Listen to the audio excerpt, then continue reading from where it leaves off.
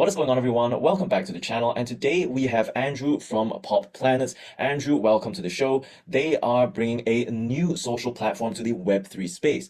Andrew, once again, really happy to have you on here. And perhaps to get things started, we could talk a bit about what you do at Pop Planets and how you came up with the idea in the first place. Sure. Okay. Firstly, I wanted to thank you, Casey, for having me here today. And basically, we started this project like 2 years ago. And before that, I was an investor and incubator in this industry for a long time. And I actually entered the crypto career back in 2016. And I started my first project. We were trying to compete with Ethereum back then. We were like ranked at top 86, I believe, on CoinMarketCap. But we end up, you know the story, right? So Ethereum became the giant, the only giant in the layer one. And we just pivot into incubation. But we still, we have the dream of building a project of our own. And 2 years ago, at the end of the GameFi summer, I found one of the team who are building the DID for the GameFi project. So basically what it does is it helps the GameFi projects to acquire Web2 users. And this cycle going to be the start point of Web3 mass adoption. Lots of people going to need Web3 in the near future. So, okay.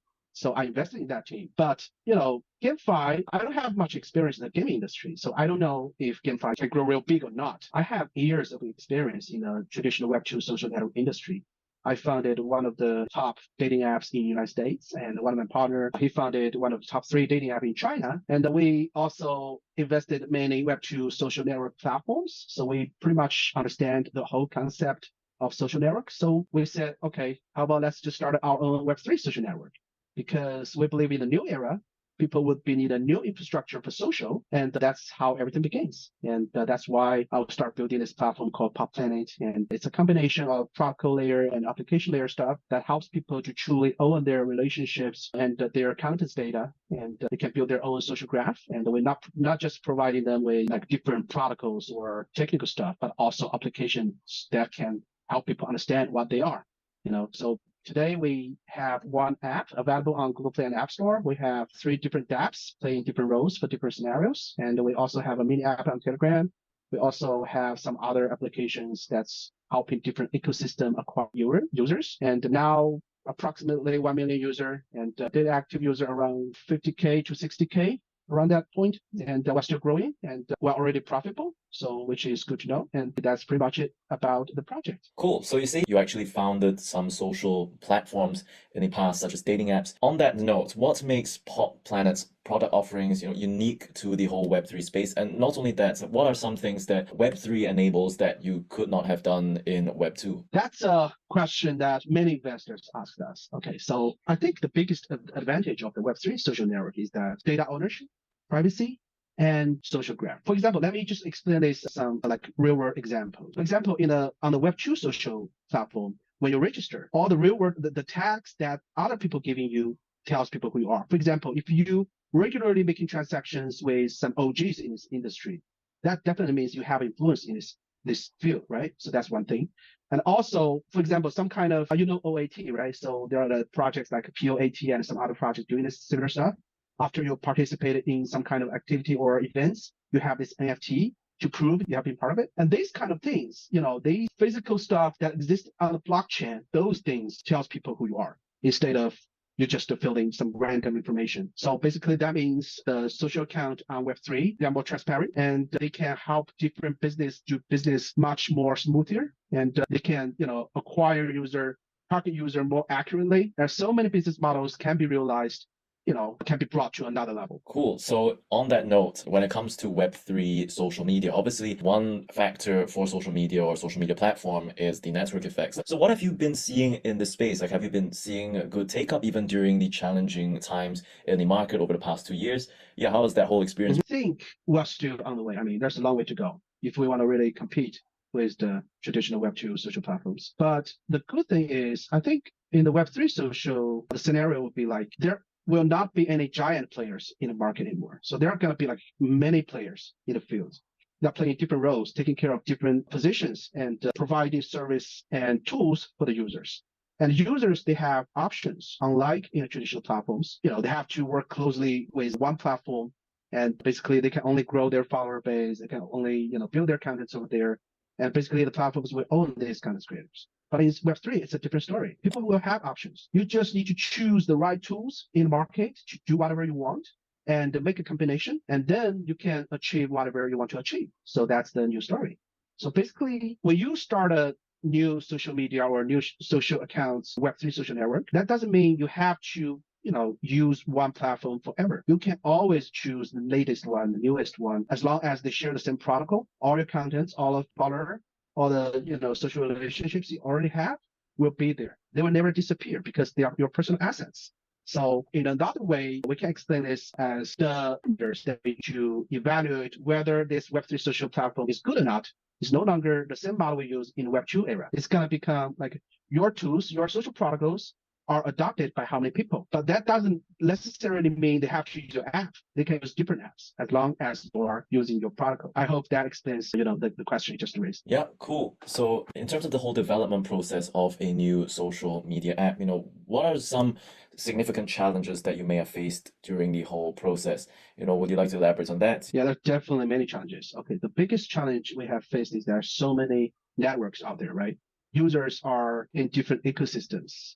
Different people, they prefer different minutes. That means as an application layer builder, you have to, if you want to acquire as many users as possible, you have to make your application support as many minutes as possible. So that means you have to do lots of protocol layer work, and that's very time consuming, Yeah. And besides that, I think another big challenge is about marketing, because when we're still in a Web2 social network industry, promotion or marketing or acquiring new users, all the models are very it's growing, and it's just options are right out there. You need to pivot all the time. You need to adopt new strategies all the time. And something that might work like 1 year ago is probably not going to work this year. They have to be at the front line all the time, understand its market, understand user needs, and try to make this right strategies every day and upgrading your marketing strategies every day. So on that note about acquiring users and new marketing techniques, there was this point in time in crypto where there was all these play to earn or do X to earn, that kind of thing. Is there any such feature that you've implemented before? And if you did, then how did that work? Well, definitely. Okay, so I mean that's the nature of Web3, because when we talking about users in Web3, they are not actually users. They are more like investors. They're here to make money. It's pretty straightforward. People are in Web3 because they want to make money. And that's very, among all the users we have seen. And to give them motivations, do the play to earn or like airdrops, all this kind of marketing campaign is necessary, because we're still at the early stage of this market and you have to adopt this kind of strategy. We definitely have done that before. So last year, we launched our first phase of airdrop and acquired 500,000 users. And actually right now, we're also running our social summer campaign, and the people who come to our website and meeting our TBA can share the $20 million worth of airdrops from us and the 200 of our partners. But at the end of the day, we treat this kind of strategy as a advertisement, because in traditional Web2 platforms, most of the traffic also comes from the advertising platforms, right? For example, like Google, like TikTok, like all those big giant internet players, their biggest monetization tool is from the advertisement. Strategies such as airdrop or similar marketing campaigns as social summer are all this kind of stuff.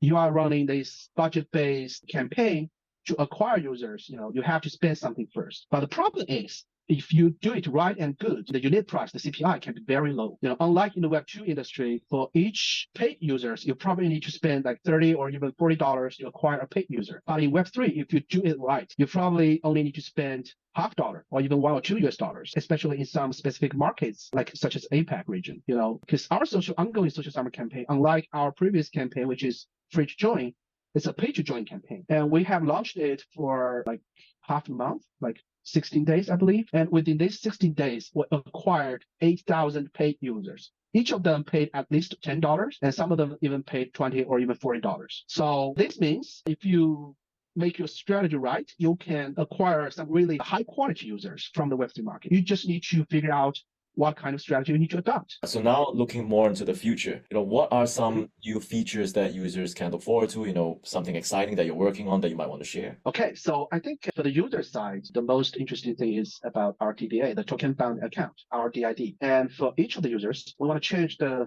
traditional airdrop model. So traditionally, all the people are looking for the project and go to their websites and do their tasks in order to get their airdrop, right? So that's the traditional way. But now we are do that for the users. Our BD team are actively approaching to different projects out there. Right now, there are already like 300 projects on board, and we persuade them to provide some budget or like airdrops and put them into the smart contract. And all the TBA holders, our DID users, they can, get this continuous airdrop from different projects all the time, continuously. So this means users didn't need to explore in the chaotic market anymore. They just need to hold one of our TBAs and stay there, open our website, and find the interesting projects, and then they can just earn the airdrops. And this way, on one side, we're helping the projects, get the real users, because all of these users, they have paid to join. They're not like random airdrop hunters who probably own like hundreds of accounts, doing different tasks every day. Each of them are independent paid users. And from the user side, everything is simplified. They just need a TBA. They use that TBA, can manage different assets from different networks. So they don't have to worry about the bridging, having to purchase gas on different minutes to get different airdrops.